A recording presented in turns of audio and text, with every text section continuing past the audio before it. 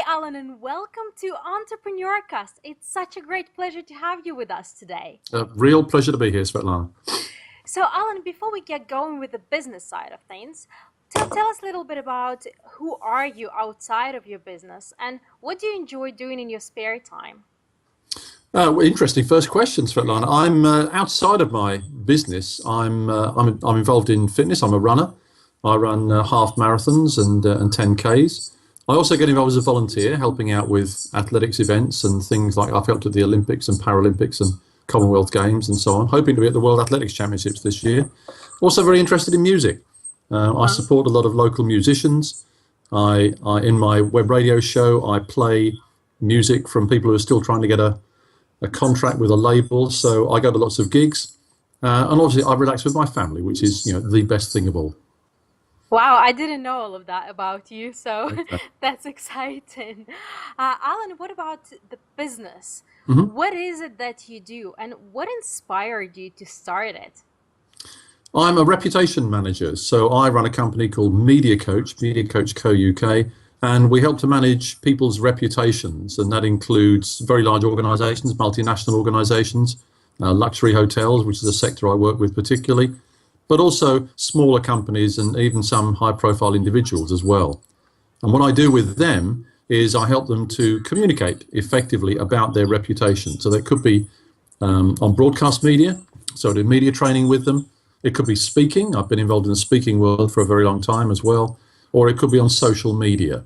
So whatever it is, I help them to communicate about their reputation. And should there be a challenge to their reputation, then I help them to manage that so that it doesn't do too much damage. It's always a very interesting job because I never know what's going to happen, but it's a very rewarding thing to do. And what inspired you to get into this field? Well, I've always been involved in communication. I was started to speak I started to speak. I mean, I was speaking professionally a long time ago, but also having worked with an organisation called Which, the Consumers Association, which I was with for 20 years as their media spokesman. I got very interested in how people communicated well. I'm very interested in simple communication. And I think a lot of the problems that we have in the world are to do with people not understanding each other. So I'm very keen to make sure that communication is as simple as possible so that it's understood. And that can help. It can help a lot of things. It can help people to overcome things. It can help businesses to do well. And it can help people to avoid conflict. And it can also help people a lot in the personal lives as well. Absolutely. Well, Yeah, absolutely, of course. And if we all communicate a little bit more effectively, I think we'd all have a much happier life. definitely. So, Alan, between your, getting involved in sports and music and your Mhm. family life and your business, what would you say your typical day looks like? Well, that's a very good question because I don't really have a typical day. I mean, today, for example, I did a radio interview early this morning on LBC about the impact of Facebook on elections. I've done a couple of Skype calls with people overseas. I've been preparing a conference that I'm helping to run this week in Birmingham. And I've been going through 3 or 4 emails just to try and catch up because I always keep my email box very clear. So I don't have a typical day. I mean, some days I'm speaking on stage. Some days I'm working as an MC, a master of ceremonies, which I'll be doing on Thursday this week. Some days I'm traveling to different parts of the world. I was in Macedonia recently. I'm off to Romania soon. So I don't have a typical day. If I had a typical day, if all my days were the same, I'd be very bored. Definitely. Alan, in entrepreneurial and business journey, we come across a lot of challenges. Hmm. So, what would you say was your greatest challenge, and how did you manage to overcome it? I think the greatest challenge, and this is faced by lots of entrepreneurs, particularly when they're early in their entrepreneurial career, is to decide what to focus on. And I think the issue that many people have is that they try and do everything. And if somebody asks them if they can do that, they say, yes, I can do that.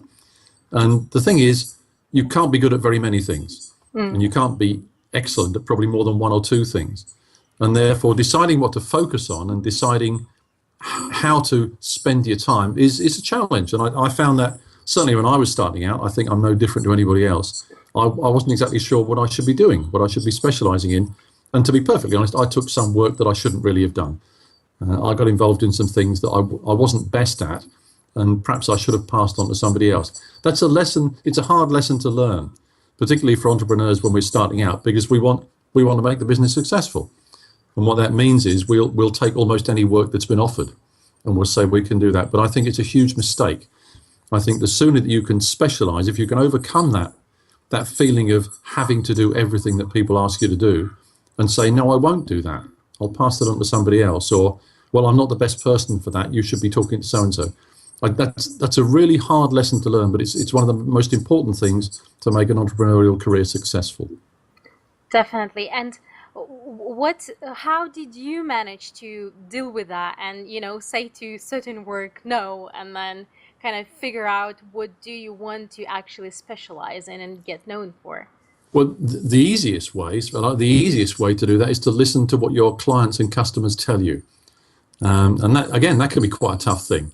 So if somebody tells you how much they value what you've done for them in a particular area, then that's what you're good at. And that's what you should be focusing on in building your business, building your entrepreneurial career. So you need to listen very hard. You need to listen to what people say to you when you come off stage if you're a speaker. You need to listen to what your clients say after you've done some work with them if you're consulting or training. And you need to think very carefully. If they're telling me I'm good at that, then that's what I should be doing. Of course, it needs to be something you enjoy. And it's that sort of triple sweet spot about what you do well, what you enjoy, and what people value. And entrepreneurs always need to be looking for that sweet spot. And if you can find that the spot where people value it, you enjoy it, and you're very good at it, that is the only thing you should be doing. Then you're going to live a blissful life. Well, blissful would be great. Yeah, we can't be blissful all the time, but you can have a pretty happy life, certainly. So, Alan, obviously, we come across challenges, but then also we have the successes. We What do. would you say was your greatest success? I think my greatest success, certainly the greatest honor I've received during my career, was being made president of the Global Speakers Federation. That was a huge honor for me. I've been involved in professional speaking for 20 years. I became president of the UK Association, the Professional Speaking Association, back in 2007. And in 2010, 2011, I was elected president of the Global Federation. That includes speakers all over the world. I was the first British president ever to be elected global president. I travelled all over the world and spoke to various events, and it was an immense honour for me to be elected by over 6,000 professional speakers around the world as their president for a year, and it's something I'll never forget. It was quite amazing. Amazing. So, Alan, for us to make our business successful, we also need obviously to come up with ideas. Yes. Where would you say you come up with your best ideas? Well, when I least expect it. And there's a story behind that. So I come up with good ideas when I'm out running, for example. When I'm in the shower, when I'm going to a football match or something. It's those times when you come up with a good idea, or when you're not thinking about having a good idea. Something occurs to you, something connects, something crops up in your mind. So the really important thing is to have a way of recording that. So wherever I am, I'm always carrying a notebook and a pen or a voice recorder, something that I can record that thought with, because it will go. We have hundreds and hundreds of great ideas, all of us, but we forget most of them. We forget nearly all of them, and we very rarely put them into action.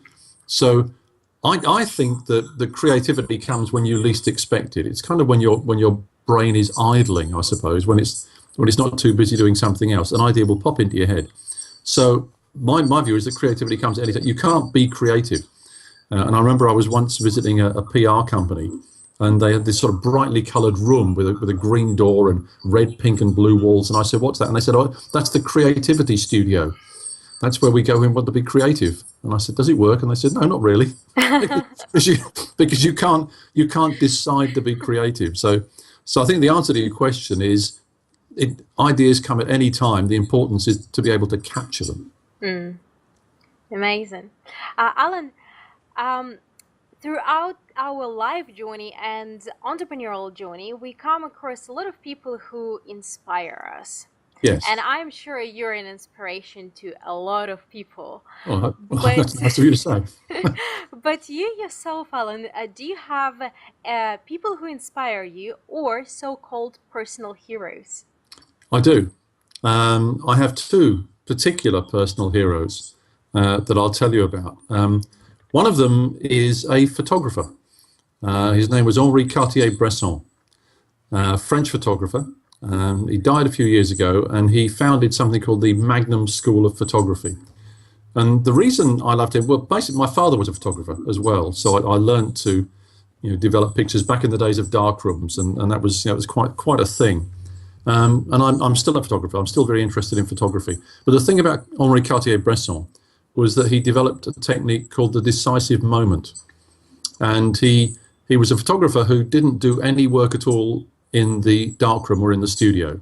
He composed his pictures in the frame of the viewfinder, and he only pressed the shutter when he saw that decisive moment was about to occur. His pictures are utterly brilliant.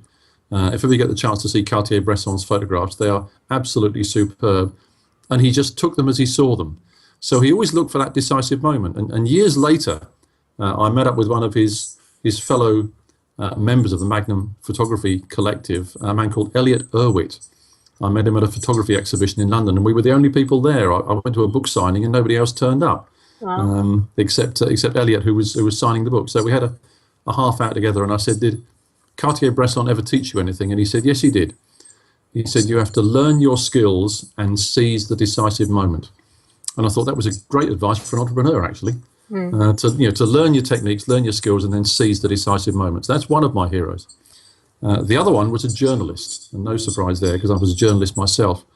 And he was a journalist called Alistair Cook, and he was somebody who went to America just after the Second World War, and he did a radio show called Letter from America every Saturday morning for over 40 years, where he explained America to Britain.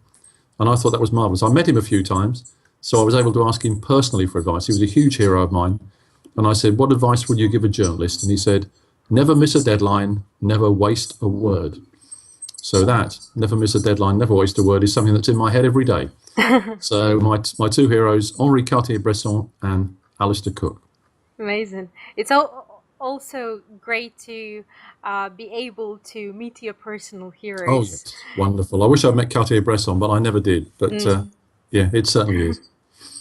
So, Alan, you have a lot of years of experience and wisdom, and you've been in business for a while. So, out of your experience and wisdom, would you share with us your top three tips and strategies for any entrepreneur or business listener who listens to us today in order to drive the business and life forward? Okay, well, I think one thing is persistence. And it's something which is a common characteristic of everyone who succeeds in business, that they keep at it. They are persistent. A lot of people fail because they give up too early. And we've all heard different stories about people trying 100 different publishers and people trying over and over again to get themselves published and eventually succeeding. And it's true that you don't always become successful the first time or even the 10th time. So I think persistence is very, very important.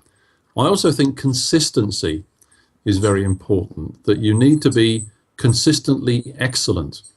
And a friend of mine, a chap called Dave Averin, always says that being good is the price of admission these days. Everyone's good.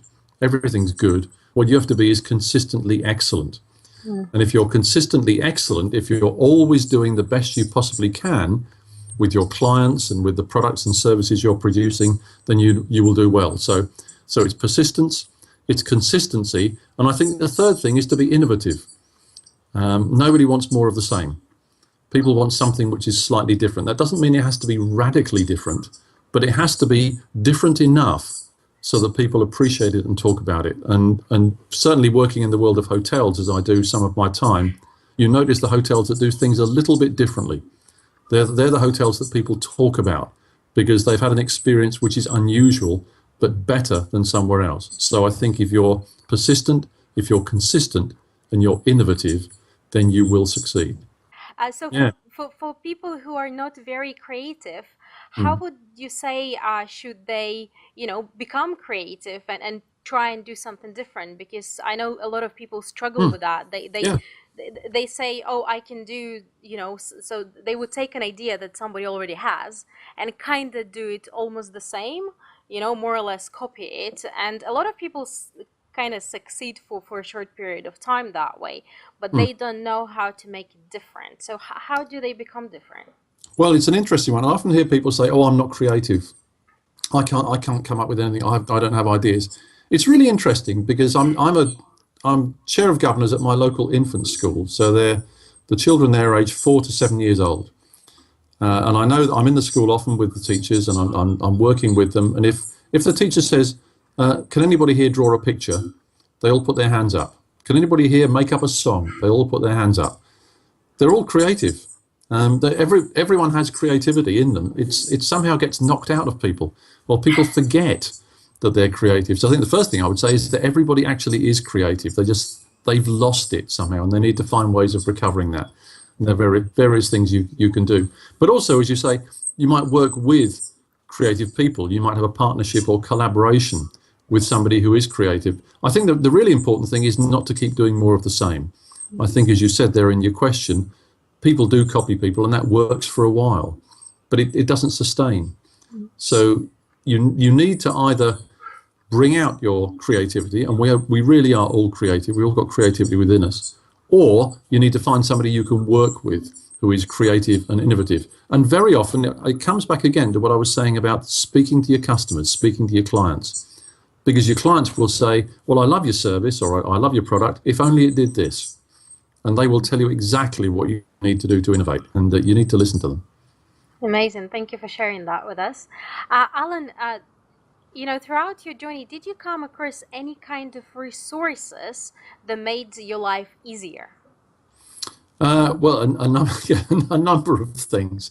I mean, obviously, I'm a great. Yeah, I started working on the internet many years ago. I developed an internet service provider and an internet service back in 1990. Good heavens, this sounds a long time ago. 1994. That's 23 years ago, isn't it? I'm really old. So obviously, yeah, the internet. And you forget when we didn't have the internet. I mean, a lot of people can't even remember. My daughter can't remember when we didn't have the internet, and you just take that sort of thing for granted. So I think that's really useful.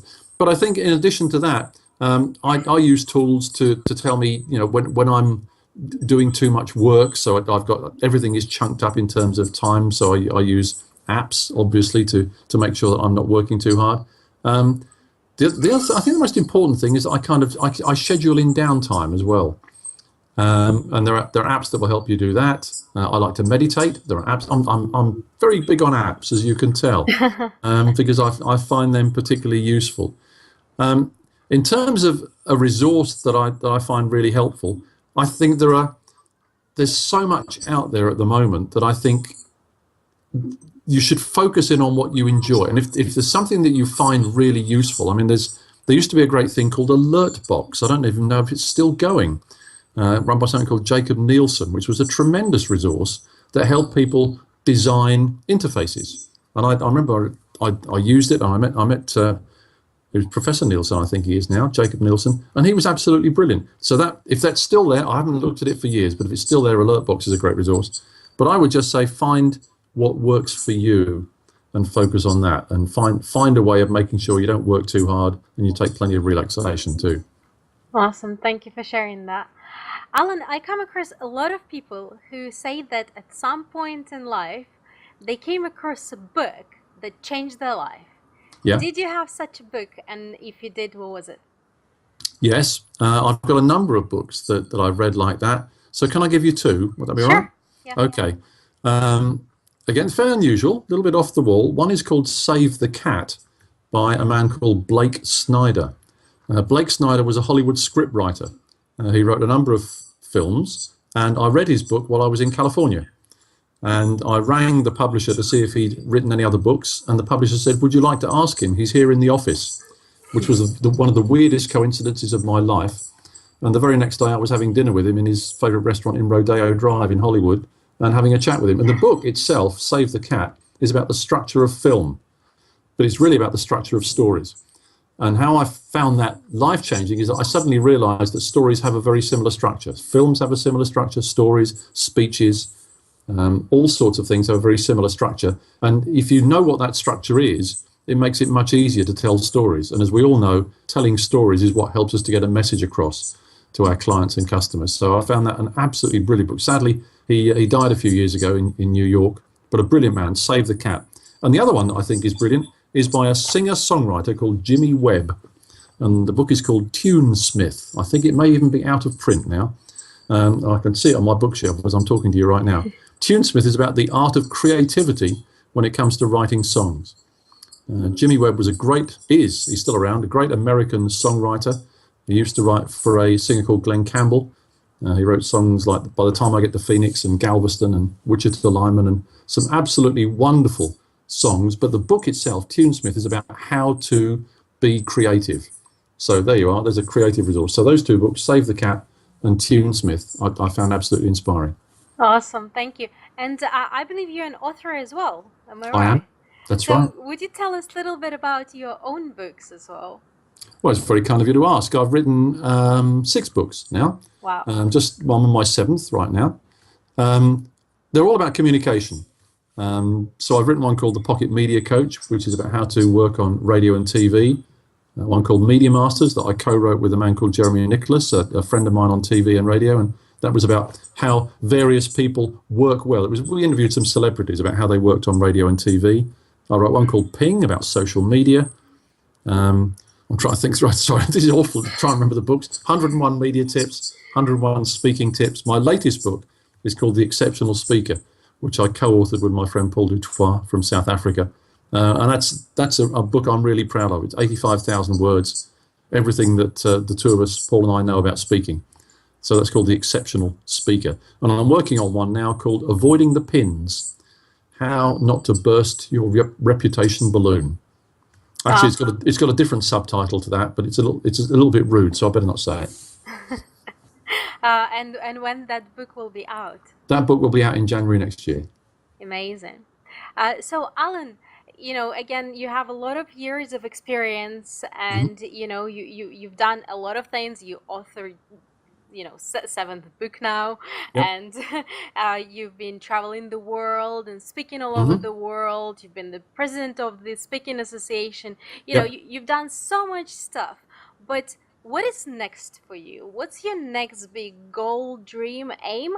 And if there was someone listening today, potentially, who could help you get there, who would it be? I will tell you exactly what it is, because I've been interviewing people for so many years. I've been interviewing business people, entrepreneurs, celebrities, sports stars, musicians, and so on. What I'm now doing, I'm putting that together as a resource. So my next project will be putting together a website, probably called 5 Minutes With, or something like that, because I've interviewed these people for 5 minutes, 5 to 10 minutes. So I'm putting together this resource of interviews. I've already got around about 800 interviews that I've done over the past few years. So what I'm now doing is I'm looking for people that I would love to interview, but I've never actually met yet. And there are 3 or 4 of those, so I'm going to mention those right now. And if anybody's got any connections to those whatsoever, I would love to do it. I've got like a second level connection to all these people, but I don't have a direct connection yet. One is a sporting star called Paula Radcliffe, who is the marathon world record holder. And we share a birthday, funnily enough, 17th of December, I discovered the other day. So I would love to interview Paula for this project. Another is a musician called Jackson Brown, who is my favourite musician over in California. I've interviewed friends of his. I've interviewed a number of his colleagues, people he's worked with, but I've never got to him yet. So, well, let me just leave it at those 2. So if I could interview either Paula Radcliffe or Jackson Brown, I'd be extremely happy. Amazing. So, Alan, we're coming to the end of the interview, but before we say our goodbyes, is there anything else that you would like to share with us or advise on? I think the important thing, and we're talking to a lot of entrepreneurs, obviously they're listening to the show, I would say be aware of your talent. We all have a unique talent, all of us. And I think it's important that we become aware of that. And I think many people can become discouraged because they think they're like everybody else. We're all unique. We've all got something to offer. We've all got something that other people value. And the important thing is, I'm coming back to that thing again about listening to what people tell us. If you listen to what people tell you, and they tell you that you're good at something, then you better believe you're good at it. Even if you say, well, oh, that was easy, that was nothing. And I think that's the thing. It's actually a particularly British thing. So I find it in this country where people will come up and say, oh, I really enjoyed that, you were terrific. And somebody will say, oh, it was nothing. It was nothing at all. Don't do that. For one thing, it's very disrespectful to the person who's paying you a compliment. For the other, they're telling you something really useful. And they're telling you what you're really good at, what your value is, and that's effectively the sort of thing you should be doing in your business. So listen up, pay attention, pay respect to the person who is thanking you, and take action on it. Brilliant. Well, thank you for sharing that with us, Alan.